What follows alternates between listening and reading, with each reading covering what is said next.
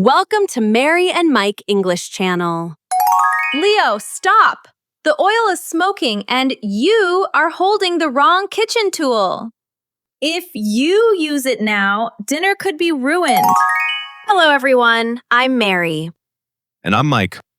In part 1, Leo and Maya explored the kitchen. Leo learned important tools and cooking words like chop, slice, peel, whisk, and ladle. But knowing the words is not the same as using them. If you want to watch part 1, click here. It will help you understand the tools and the problem. And remember this question. Can Leo finish dinner before Maya's parents arrive? Or will one small mistake ruin everything? Now, let's go back to the kitchen. Potatoes first. They take the longest. Put the chopped potatoes in a large pot. Cover them with cold water. Add a pinch of salt. Now put the pot on the stove and turn the burner to high. High. The same high that almost burned down the kitchen. Yes, but this time there's water in the pot. Water can only reach 100 degrees. It won't smoke. When the water starts bubbling rapidly, that's called a rolling boil. Then we lower the heat to a simmer. Boil. Simmer. What's the difference? Boil is big bubbles, fast and aggressive. Simmer is small bubbles, gentle. You boil pasta. You simmer soup. Potatoes. You bring them to a boil, then simmer until they're tender. Tender means soft, easy to pierce with a fork. Boil. Then simmer until tender. Now the chicken. We're going to season it and sear it, then roast it in the oven. Season. Sear. Roast. 3 new words in one sentence. Seasoning means adding salt, pepper, and spices. These are the seasonings. Salt, black pepper, garlic powder, paprika for color and flavor, and dried thyme. Mix them together. Now take the chicken. Pat it dry with a paper towel. Wet chicken won't sear. What's sear? Searing is cooking the outside at very high heat until it's brown and crusty. You're not cooking it through, just the surface. It locks in flavor. For searing, we use a frying pan or a skillet, same thing. Frying pan. Skillet. Same thing. Put the frying pan on the stove. Add a little oil. The oil needs to shimmer. You'll see little ripples before you add the chicken. When you lay the chicken in, it should sizzle. Hear that? That's the sound of a good sear. It smells amazing. Don't touch it. Let it sear for about 4 minutes. If you try to flip it too early, the skin will stick to the pan. Be patient. Okay, now flip it using tongs. Click, click. Click, click. It's brown and crusty. That's the sear. Beautiful. Now transfer the chicken to a baking sheet. Add the chopped vegetables around it. Drizzle with olive oil. Now, into the oven. Wait, I need to preheat the oven first, right? Yes, preheating. Heating the oven before you put food in. I already did that while we were chopping. 200 degrees Celsius, or 400 Fahrenheit. Always preheat. Food cooks better when the oven is already hot.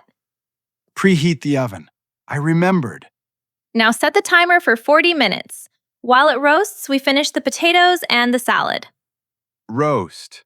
That's different from bake? Similar, but not the same. Roasting is usually for meat and vegetables. Higher heat, less precise. Baking is for bread and cakes. Specific temperature, more precise. This chicken is roasting. A cake is baked. Roast chicken. Bake a cake. Potatoes are boiling. See the big bubbles? Now reduce the heat. Turn the knob down. We want a simmer. Small, gentle bubbles. And we drain them. Potatoes go into the colander. Colander. I know that one. Big holes. Yes! Now, back into the pot. Add butter, a splash of milk, salt. Now mash them. With what? Potato masher. This one's easy to remember. Potato masher. It does what it says. Mash until smooth, no lumps. Mash. Potato masher. I'm going to remember this one forever. Now, let's make the salad.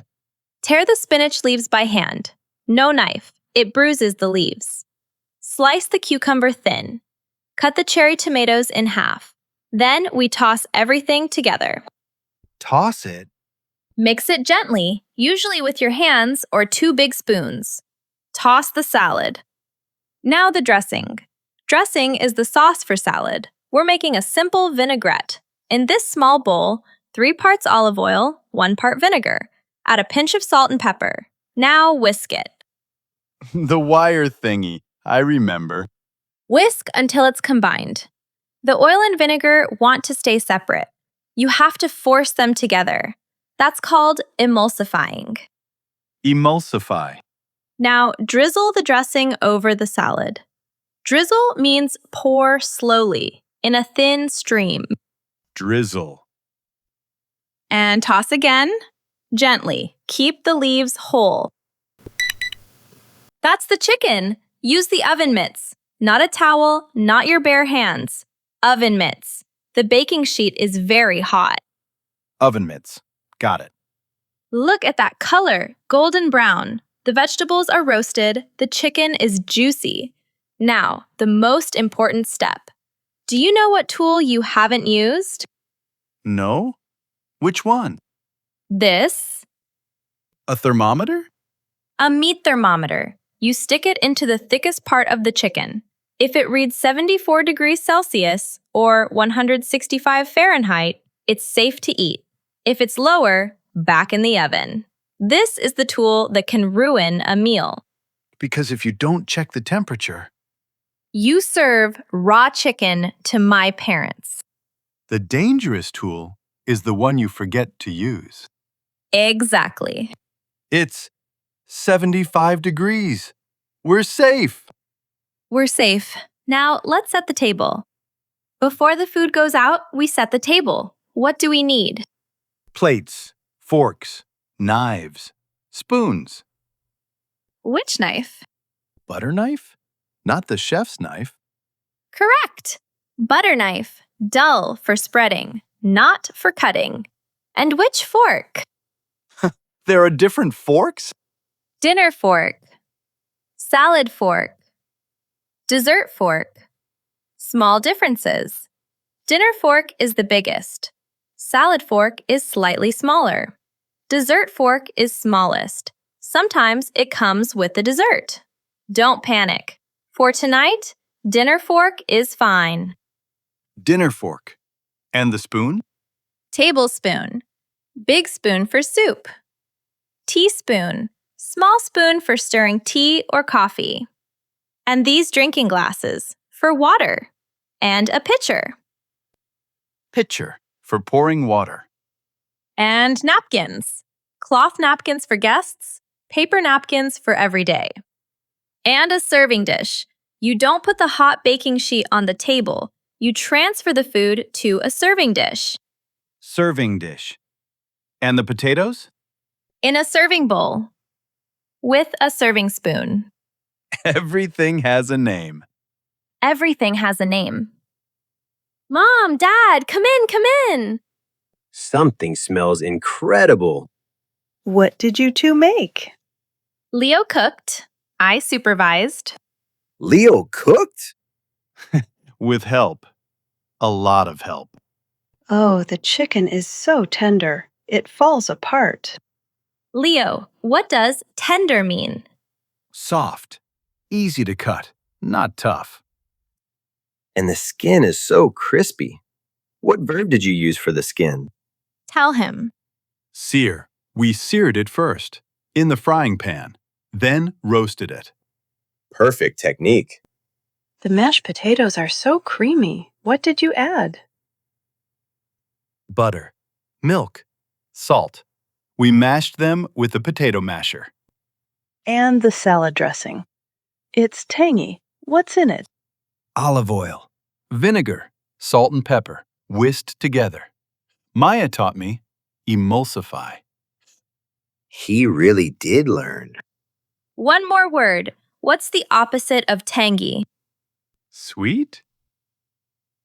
Yes. And what about savory? The chicken is savory. Savory, not sweet.